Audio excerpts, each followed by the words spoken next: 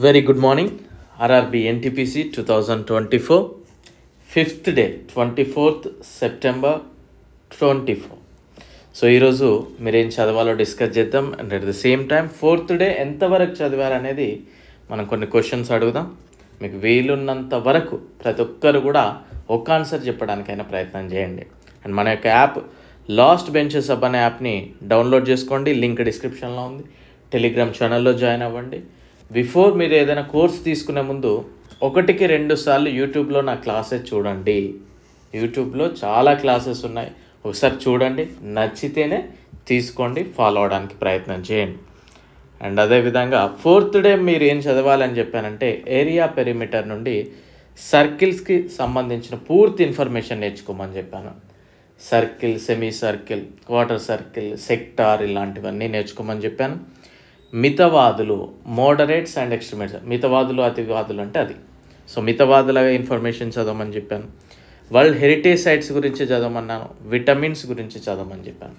So ఇవి మీకు NTPC and group D వాళ్ళు కూడా ఇది ఫాలో అవ్వండి. గ్రూప్ డి నోటిఫికేషన్ వచ్చేంతవరకు కూడా క్లియర్గా, ఓకేనా? సో కొన్ని క్వశ్చన్స్ చూద్దాం మనం డే 4కి సంబంధించి. ఒక చక్రం 44 కిలోమీటర్ల దూరంలో 4000 రివల్యూషన్ చేస్తుంది, అంటే చుట్టూరా తిరుగుతుంది 4000 టైమ్స్. అయినా చక్రం యొక్క వ్యాసార్థాన్ని కనుగొనండి అనే క్వశ్చన్ వేశాడు. సెకండ్ వన్, ఒక అర్ధవృత్తాకార పార్కు చుట్టూ కంచె వేయడానికి 288 మీటర్ల తీగ అవసరమైంది. అయినా ఆ పార్కు యొక్క వైశాల్యం ఎంత?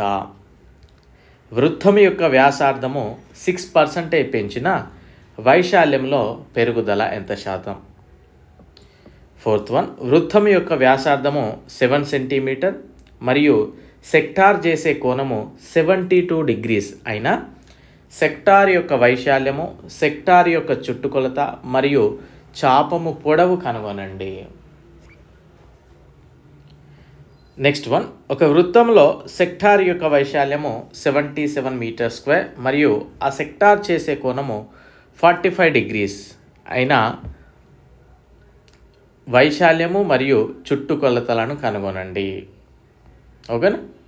సో ఏరియా మరియు చుట్టుకొలతలు, ఇక్కడ మీకు వైశాల్యం ఇచ్చాడు కదా, చుట్టుకొలత కనుగొనండి. క్లియర్? Find the circumference.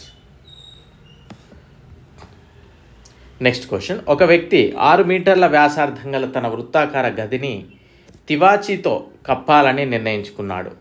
తివాచీ కప్పడానికి ఖర్చు 100 రూపాయలు ప్రతి చదరపు మీటర్కి. అయినా తివాచీ కప్పడానికి ఎంత ఖర్చు అవుతుంది? నెక్స్ట్ వన్, మొట్టమొదటిసారిగా భారతదేశంలో ఏ ప్రదేశాలని వారసత్వ ప్రదేశాలుగా యునెస్కో గుర్తించింది? హుమాయూన్ టోంబ్ ఎక్కడ ఉంది? దీనికి వారసత్వ ప్రదేశంగా ఏ సంవత్సరంలో గుర్తించారు? క్వీన్ స్టెప్వెల్ అని దీన్ని అంటారు, ఎక్కడ ఉంది? 2023లో ఏ ప్రదేశాలని వారసత్వ ప్రదేశాలుగా గుర్తించారు? యునెస్కో ప్రధాన కార్యాలయం ఎక్కడ ఉంది? మితవాద యుగమని ఏ కాలాన్ని పిలుస్తాము? అతివాదులకు మరియు మితవాదులకు ఇష్టమైన వ్యక్తిగా ఎవరిని చెప్తారు? మితవాదులు, అతివాదులు ఎప్పుడు విడిపోయారు? 2017లో ఏ మితవాద నాయకుడికి భారతరత్న పురస్కారం లభించింది? మితవాద నాయకుడు గోపాలకృష్ణ గోఖలే ఏ సంవత్సరంలో జన్మించాడు? మితవాద నాయకులు ఎవరు? కోబాల్ట్ అనే మూలకం ఏ విటమిన్లో ఉంటుంది? నీటిలో కరిగే విటమిన్లు ఏవి? బ్యూటీ విటమిన్ అని దీన్ని అంటారు. రక్తం గడ్డ కట్టడానికి ఏ విటమిన్ సహాయపడుతుంది? ఈ విటమిన్ కనుగొన్న శాస్త్రవేత్త ఎవరు? ఏ విటమిన్ అధికంగా ఉండే ఆకుకూర ఏది? రికెట్స్ వ్యాధి ఏ విటమిన్ లోపం వల్ల వ్యాపిస్తుంది? ఈ 24 క్వశ్చన్స్కి ఆన్సర్ చెప్పడం. 25th, ఏ విటమిన్స్ సల్ఫర్ని కలిగి ఉన్నాయి? ఈ 25 క్వశ్చన్స్లో ప్రతి ఒక్కరు కూడా ఆన్సర్ చెప్పడానికి ప్రయత్నం చేయండి. మిమ్మల్ని ఈ క్వశ్చన్స్ అడిగేది, మీకు ఉపయోగపడుతుంది ఇవి.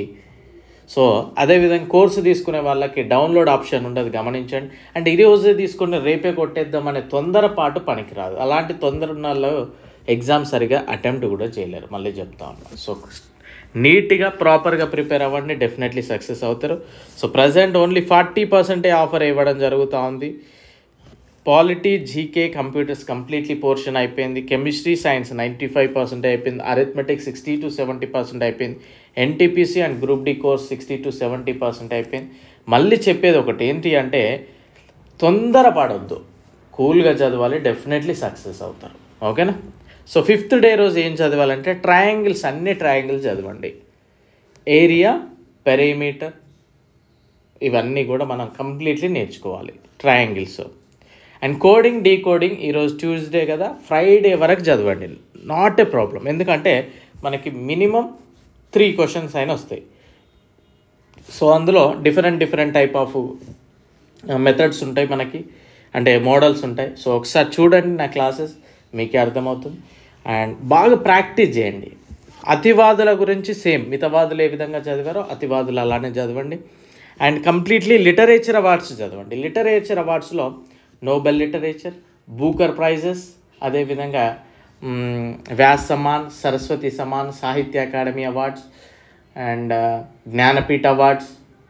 ఓకేనా? సో మనం లిటరేచర్ అవార్డ్స్ క్లాస్ చేసామనుకుంటే ఈ మధ్యలో లాస్ట్ వీక్, అది చూడండి, ప్రాపర్గా నేర్చుకోండి, డెఫినెట్లీ సక్సెస్ అవుతారు. తొందరపాటు పనికిరాదు. ఓకేనా? సో కోర్స్ తీసుకున్న వల్ల డెఫినెట్లీ మీ యొక్క సక్సెస్ రేట్ అనేది డెఫినెట్లీ పెరుగుతుంది, అందులో నో డౌట్ అట్ ఆల్. ఓకేనా? సో స్టిల్ మీకు ఈ చదివాక ఇంకా టైం ఉంటే మీ ఇష్టం ఉన్నది చదవండి.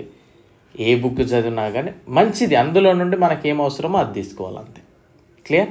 సో వీడియో లైక్ చేయడం మాత్రం అస్సలు మర్చిపోకండి. I wish you very good luck. Thank you.